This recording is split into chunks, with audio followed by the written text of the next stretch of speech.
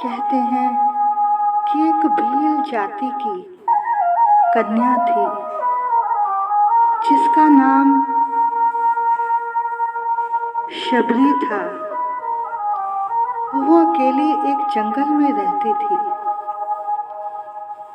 वहाँ बहुत से साधु संत महात्मा रहा करते थे।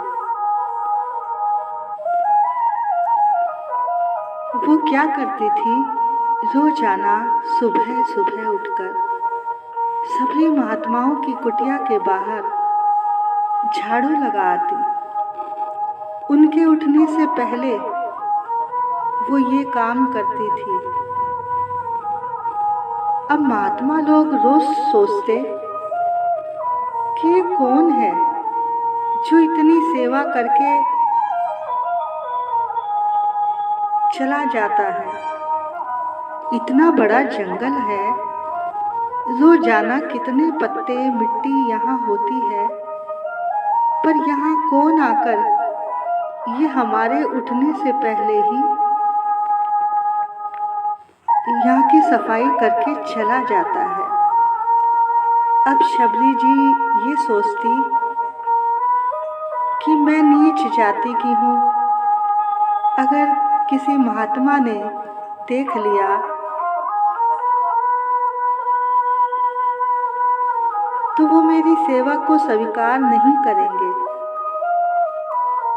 वहीं पर मतंग ऋषि भी रहते थे। एक दिन वो रात भर जागकर प्रतीक्षा करने लगे कि यहाँ कौन आता है। तो जब शबरी जी को देखा तो शबरी जी घबरा गई, डर गई कि कहीं ये नाराज ना हो जाए।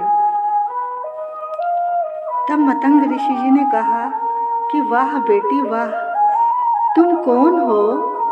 तो बताया, मैं एक भिलनी हूँ। तब ऋषि ने कहा, मैं किसी जाति पाति को नहीं मानता, तुम यहाँ रोजाना सेवा किया करो। अब आस पास के महात्माओं ने बातें बनानी शुरू कर दी कि तुम कैसे महात्मा हो, एक अछूत कन्या से सेवा करा रहे हो। तब ऋषि ने कहा कि मेरे लिए सब बराबर है। अब सब जगह निंदा होने लगी। तब मतंग जी ने शबरी को अपनी शिष्य बना लिया और उसके गुरु बन गए। अब सब महात्मा उन्हें अकेला छोड़कर चले गए और बुरा भला कहने लगे। देखो, हमारे बारे में दूसरे क्या कह रहे हैं उसे कहने दो। हम क्या कर रहे हैं इस पर ध्यान दो। ये दुनिया बड़ी खराब है, किसी को नहीं छोड़ती। ये दुनिया एक उलझन है। किसी के काम जो आए उसे इंसान कहते हैं, उसे इंसान कहते हैं। जो गिर कर फिर संभल जाए उसे इंसान कहते हैं, उसे इंसान कहते हैं। ये दुनिया एक उलझन है, कहीं धोखा कहीं ठोकर। ये दुनिया एक उलझन है, कहीं धोखा कहीं ठोकर। कोई हंस हंस के जीता है, कोई जीता है रो रो कर। कोई हंस हंस के जीता कोई जीता है रो रो कर, जो गिर कर फिर संभल जाए, उसे इंसान कहते हैं, उसे इंसान कहते हैं। किसी के काम जो आए, उसे इंसान कहते हैं, उसे इंसान कहते हैं। आज के समाज का सबसे भयंकर रोग, क्या कहेंगे लोग। देखो, जो आपकी आत्मा गवाही दे, आप वो करो। जिसमें भला छुपा हो वो करो। दुनिया को तो भगवान नहीं खुश कर पाए, तो आपकी और हमारी क्या औकात है। हमारे प्रभु को क्या अच्छा लगता है, इस बात पर ध्यान दो। खाली धूप बत्ती करने से कुछ नहीं होगा। हमारे प्रभु को जो अच्छा लगे वो करो। मीरा के बारे में दुनिया ने कितना कुछ कहा, लेकिन उसने दुनिया की परवाह नहीं की और तभी वृंदावन आ पाई।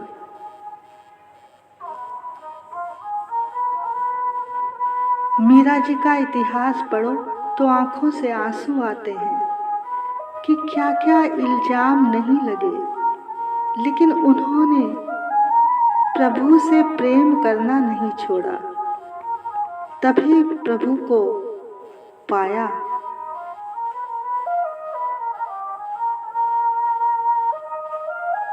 तो भैया, ये सुंदर अवसर आपको मिला है।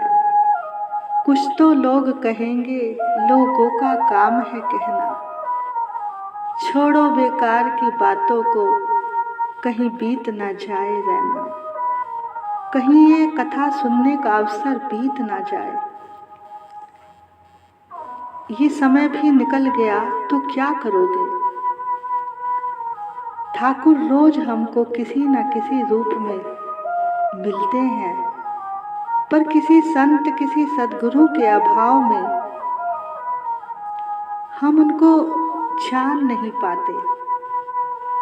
जिस दिन किसी गुरु संत पर विश्वास हो गया तो समझो हमारा काम बन गया, वरना जीवन भर भटकते रहोगे। कुछ हाथ में आने वाला नहीं है।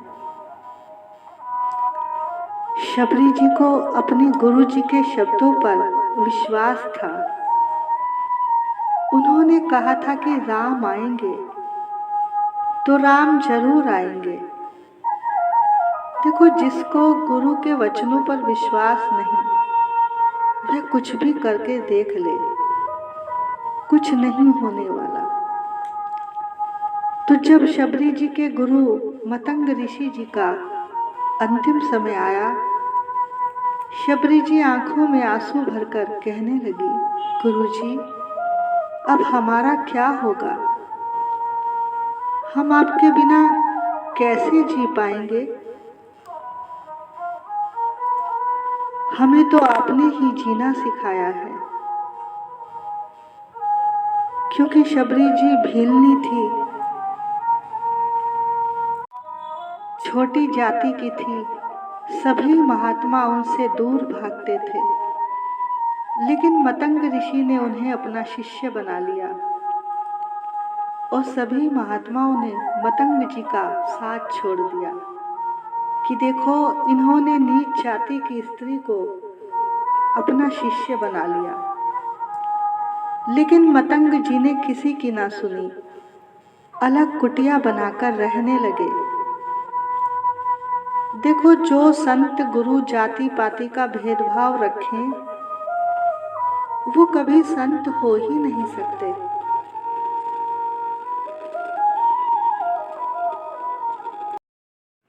गुरु और संत वही हैं जिसके लिए सब बराबर हो। अरे, परमात्मा को पाने का अधिकार सबको है। सूर्य जब सुबह निकलता है तो सबको रोशनी देता है, किसी से भेदभाव नहीं करता। पेड़ सबको बराबर फल देता है। फिर हम कौन होते हैं ऐसा सोचने वाले। तब शबरी जी के गुरु ने कहा कि तुम चिंता मत करो बेटी, तेरी कुटिया में राम आएंगे, बस तू भजन कर। तब शबरी जी ने अपने गुरु जी से पूछा, कब आएंगे? देखो, हमारी सबकी भी यही आदत है कि कोई मंत्र बताया तो पूछेंगे महाराज कब तक करना है। अरे, जब तक सांस चले तब तक भजन होना चाहिए। टीवी 50 साल से देख रहे हैं, ये कोई नहीं पूछता कि कब तक देखना है। जब तक आंखें फूट नहीं जाती तब तक देखते हैं। शिव पुराण में पार्वती जी ने अपनी माँ से कहा है कि जब तक शंकर मिल नहीं जाते, चाहे करोड़ों बार जन्म लूं और मर जाऊं, पर उनको पाकर छोड़ूंगी। तो भैया ये लगन है। शबरी जी ने जब ये पूछा कि राम कब आएंगे, तो मतंग जी ने कहा, ये पता नहीं कब आएंगे, पर राम जी आएंगे जरूर। तब शबरी जी कहती हैं, प्रभु मैं पहचानूंगी कैसे? तब उन्होंने बताया, एक श्याम और एक गौर वर्ण के 2 भाई आएंगे, जिनको देखते ही ये पलकें रुक जाएंगी, तो समझना यही राम है। देखो, संसार में पलकें कहाँ गिरती हैं? जहाँ आप देखना नहीं चाहते। जब भी आप किसी को देखते हो तो पलकें गिर जाती हैं, क्योंकि ये नजरें उनको देखना ही नहीं चाहती। जिस दिन आप बिहारी जी के दर्शन करोगे ना, तो आपकी पलकें वहीं रुक जाएंगी। तेरी आँखों का जलवा रहे मेरी आँख में, साकी आँखों से आँखें मिलाते रहो। मेरे दिल में यही एक है आरज़ू, साकी आते रहो और पिलाते रहो, साकी आते रहो और पिलाते रहो। देखो, भगवान के स्वरूप की पहचान हमारे सद्गुरु संत ही करा सकते हैं। अब जब शबरी जी के गुरु का देहांत हो गया, तो शबरी जी इसी आशा में जीवन बिताने लगी कि गुरु जी ने कहा है कि राम आएंगे। सारा दिन कहती, राम आएंगे, राम आएंगे, राम आएंगे। देखो, परमात्मा की आशा में जीना ही महान सुख है, और दुनिया की आशा में जीना महान दुख है। अभी हम यही समझते हैं कि संसार में सुख है, पर इस संसार में सुख कहीं नहीं है। इसका नाम दुखालय है। इसमें सुख कहाँ मिलेगा? जो भक्त लोग होते हैं वो भगवान से मिलने की आशा में जी रहे हैं, और हम लोग दुनिया से मिलने की आशा में जी रहे हैं। संसार के सुखों के लिए जियोगे तो मर जाओगे, और प्रभु से मिलने के लिए जियोगे तो तर जाओगे। अब शबरी जी रोज रास्ता बुहारने लगी। जितना आसपास का जंगल था रोजाना साफ कर देती कि पता नहीं इस रास्ते से आएंगे, पता नहीं उस रास्ते से आएंगे। तो भैया, अगर आपको भी बिहारी जी का दर्शन पाना है तो बुहारो अपने आप को। आपके जीवन में राम जी क्यों नहीं आते? क्योंकि हम बुहारी मारना भूल गए हैं। आजकल तो लोग घर में भी झाड़ू नहीं लगाते, काम वाली लगा लेते हैं। तो भैया, खुद जब झाड़ू लगाओगे, उनका इंतजार करोगे, तभी राम आएंगे। जब आप ये समझोगे कि हम अपने घर की नहीं, राम जी के घर की झाड़ू लगा रहे हैं, तो भैया उसी दिन बात बन जाएगी। अरे भाई, ये सारा संसार उसी का ही तो है, जिसे जीव अपना समझकर बैठा है।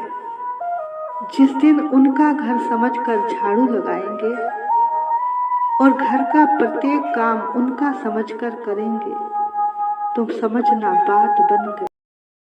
जिस दिन हर काम उनका समझकर करेंगे, तो समझना एक एक क्रिया आपकी भक्ति बन जाएगी, भजन बन जाएगा। अब रोज शबरी मैया रसोई बनाए, छौंका लगाए, चुन चुन के फल लाए, कभी संतरा, कभी केला, कभी बेर, फिर द्वारे पर बैठकर राह देखे कि राम आएंगे, राम आएंगे। राम, कब होगा दर्श तुम्हारा? और सोचती शायद रास्ते में कहीं रुक गए होंगे, कल तो पक्का ही आएंगे। रोजाना राह देख रही है, अब वृद्ध हो गई राह देखते देखते। 90 साल की अवस्था हो गई शबरी मैया की। हम और आप बस इसी एक चीज में चूक जाते हैं, धैर्य जल्दी टूट जाता है। 1 महीना माला जपी तो भैया कुछ नहीं हो रहा तो छोड़ दो। देखो, लगन पक्की होनी चाहिए, घबराना नहीं चाहिए। भजन में धैर्य की बड़ी भूमिका है। तो शबरी मैया इंतजार कर रही है पूरी लगन से।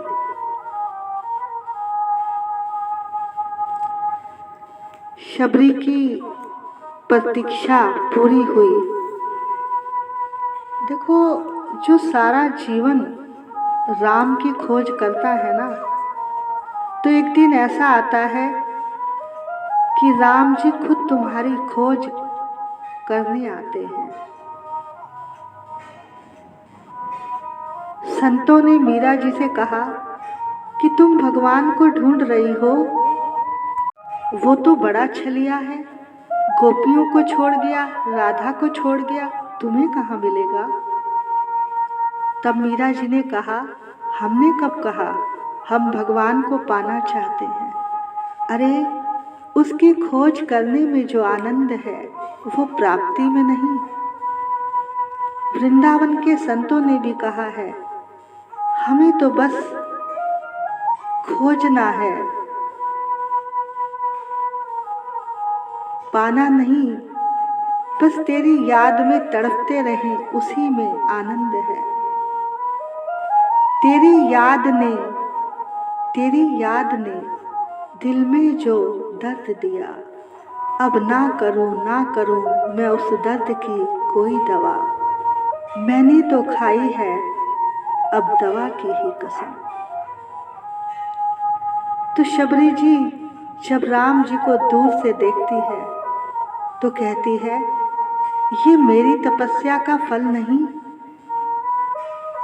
जो आज ये भगवान आ रहे हैं। ये हमारे गुरु जी के आशीर्वाद, उनके वचनों का फल है।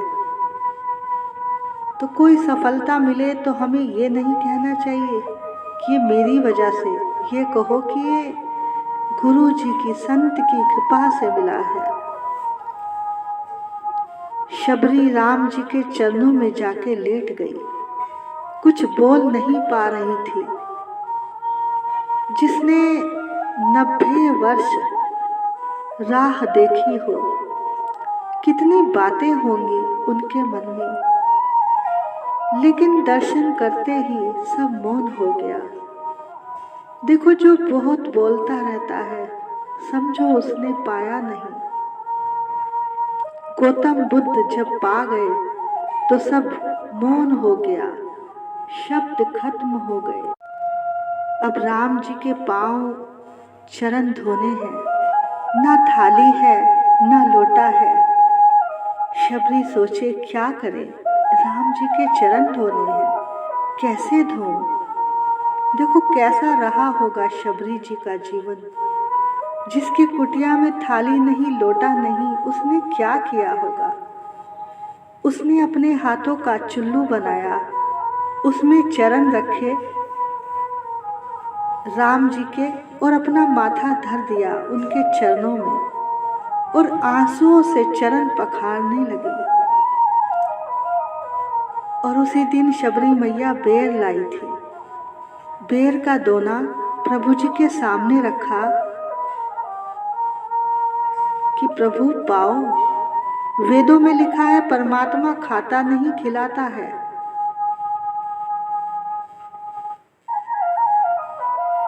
लेकिन यहाँ उसने शबरी के बेर खाए, सुदामा के तंदुल खाए।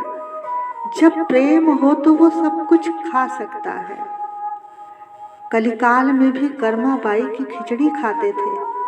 अभी भी, आज भी जगन्नाथपुरी में भगवान स्वयं उस खिचड़ी का भोजन प्रसाद पाते हैं।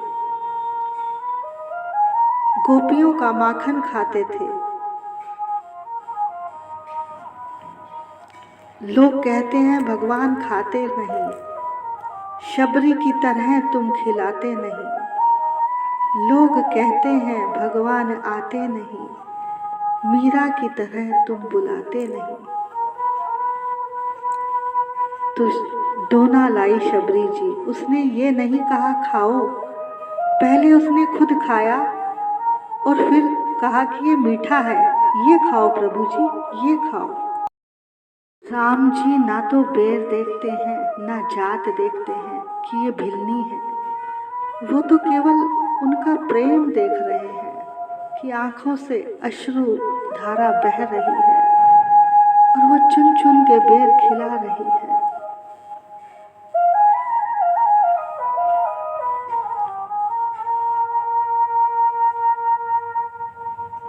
भगवान तो प्यार ही देखते हैं भैया।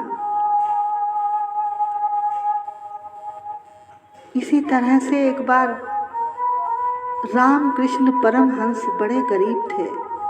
कलकत्ते में काली माता के मंदिर में इन्होंने पुजारी की नौकरी कर ली। देखो, मूर्ति के पास बैठे रहना केवल भक्ति नहीं है, जबकि मूर्ति के साथ कोई संबंध जुड़ जाए तो भक्ति है। तो ये उनके बहुत बड़े भक्त थे रामकृष्ण परमहंस जी। इनको जीवन में 3 बार काली माता ने दर्शन दिया। जब मंदिर में काली माँ का भोग आता तो ये पहले खुद खा के देखते, फिर देवी को भोग लगाते। कोई फूल माला आए तो वह भी पहले खुद सूंघते, फिर देवी को चढ़ाते। एक बार वहाँ के लोगों ने इन्हें देख लिया। अब मीटिंग हुई कि तुम ये क्या करते हो, देवी को झूठा खिलाते हो। तो वो बोले नहीं, यही तो तरीका है। पहले मैं खाकर देखता हूँ कि ये स्वादिष्ट है भी या नहीं, फूल सूंघता हूँ कि अच्छे हैं भी या नहीं। रामकृष्ण जी को लोगों ने वहां से भगा दिया। तो कहते हैं कि उस दिन से काली मैया ने भी अन्न खाना छोड़ दिया। कहते हैं वो जो प्रतिमा थी काली माता की, वो कमजोर हो गई और हड्डियां चमकने लगी। तब वहां के मालिक को एक सपना आया कि जब तक मेरा भक्त आके मुझे भोग नहीं लगाएगा, मैं अन्न ग्रहण नहीं करूंगी। तब कहते हैं वहां के मंदिर की जो मालकिन थी, वो खुद चलकर राम कृष्ण जी के पास गई और उनके चरणों में गिरकर प्रार्थना की कि जब तक आप अपना झूठा उनको नहीं खिलाओगे, वो अन्न ग्रहण नहीं करेंगे। ये 300 साल पुरानी बात है। तो भैया सारी बात हमारे प्रेम और हमारे भाव की है।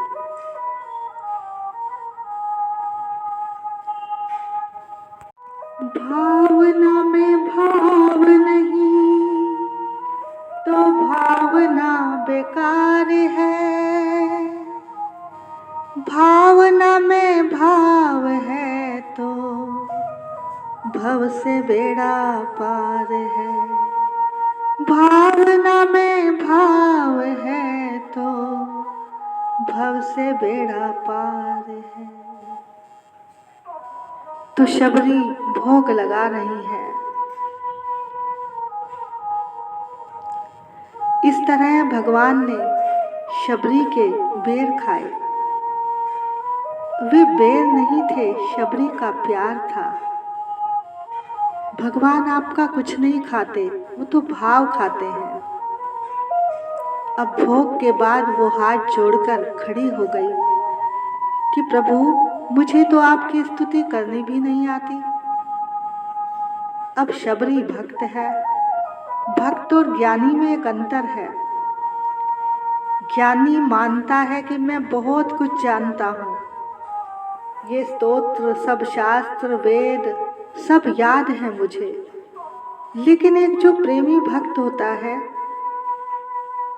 वो मानता है कि मुझे कुछ नहीं आता, मैं कैसे स्तुति करूं। सब कुछ आते हुए भी वो यही कहेगा कि मुझे कुछ नहीं आता। तो भगवान को ज्ञानियों से ज्यादा भक्त प्यारे हैं। ज्ञानी से भी भगवान नफरत नहीं करते, पर प्यार भक्त से करते हैं। भगवान कहते हैं ज्ञानी मेरे बड़े बेटे की तरह है, वो अपने आप को खुद संभाल लेंगे।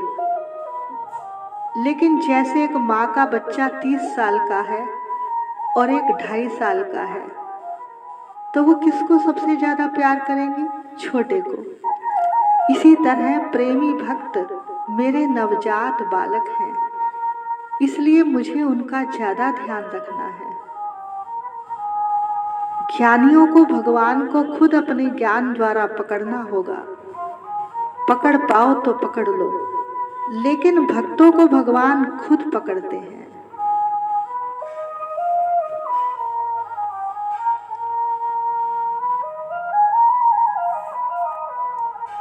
तब शबरी ने अपने आप को छोटी जात का कहा।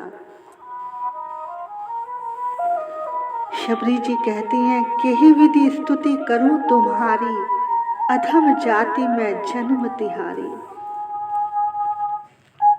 तो भगवान कहते हैं मैया, मैं किसी जाति पाति को नहीं मानता, मेरा तो केवल एक नाता है भक्ति का और प्रेम का। जाति पाति पूछे नहीं कोई, हरि को भजे सो हरि का होई। बिना भक्ति के चाहे कितना भी बल हो, ऐश्वर्य हो, धन हो, रूप हो, वो सब ऐसे हैं जैसे संसार में बिना नमक की भाजी। ये संसार भले ही अपने आप को भाग्यशाली मानता है कि हमारे यहाँ बंगला है, गाड़ी है, नौकर है, कि हम बहुत ही भाग्यशाली हैं। लेकिन अगर आपके हृदय में प्रभु के लिए, उस ठाकुर के लिए प्रेम की धारा नहीं बह रही है, तो सब व्यर्थ है। जो प्रेमी है वही भगवान के काम का है। जो प्रेमी नहीं वो ठाकुर के किसी काम का नहीं। प्रेम से ही परमात्मा को पा सकते हैं। जिस तरह से शबरी जी ने, मीरा जी ने, रैदास जी ने, इन सब भक्तों ने पाया। ना तो ये पढ़े लिखे थे और ना ही ज्ञानी थे, ना विद्वान थे, ये सब प्रेमी थे। और इन्होंने प्रेम में ही उस परमात्मा को पाया। इसके बाद भगवान राम ने शबरी जी को नवधा भक्ति का उपदेश किया और इसके बाद शबरी जी का दिव्य रूप बन गया और एक सुंदर विमान उन्हें लेने आया। वो उसमें बैठकर प्रभु के धाम चली गई। बोलिए भक्तवत्सल भगवान की जय। जय जय श्री राधे, जय जय श्री राधे, जय जय श्री राधे। निताई गौर हरि बोल।